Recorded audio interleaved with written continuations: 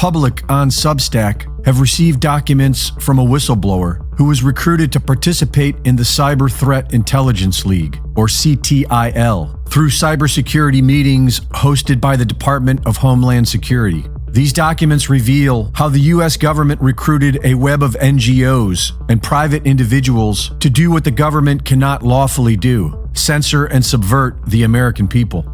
Led by military contractor Sarah Jane Terp and Pablo Brewer of U.S. Special Operations, a primary objective was to replace words like propaganda and censorship with the term cognitive security in the ethos of the cybersecurity industry. Cognitive security is the thing you want to have.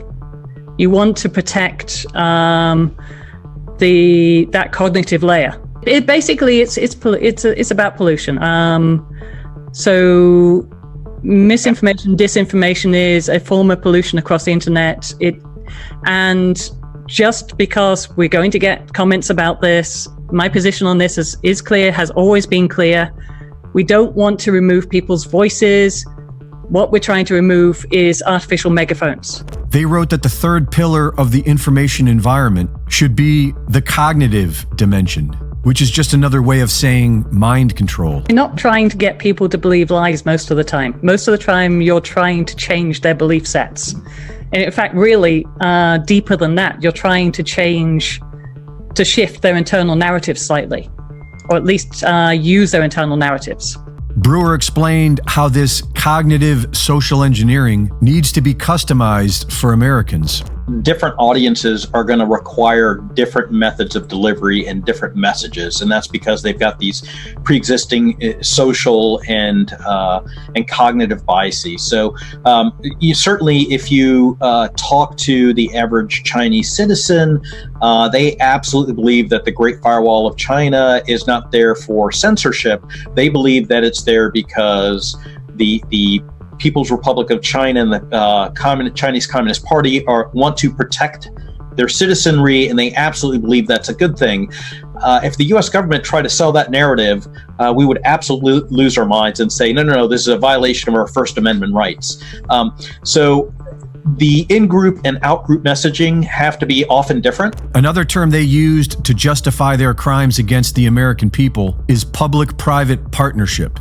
To work around violating Americans' constitutional rights, private citizens did the dirty work under government supervision. Terp and Brewer openly admit that they are set up as a private NGO to censor American citizens for the U.S. military. I wear two hats, and I mentioned the one hat is the director of the Donovan Group, which is the military director of the Donovan Group, which is that future studies and think tank. In my other hat, I'm what they call an innovation officer. I'm one of two innovation officers at SoftWorks, which is a completely unclassified 501c3 nonprofit that's funded by U.S. Special Operations Command. And that's so that we can get after non-traditional problems and non-traditional tactics and work with non-traditional partners. They targeted people who were protesting the lockdowns and developed the Disarm Framework, which was employed by the World Health Organization for countering anti-vaccination campaigns. They subvert social media companies, and they report website domains to registrars. To influence public opinion, they create fake accounts and infiltrate private groups. They train influencers to spread their messaging, and they pressure banks to cut off people's accounts.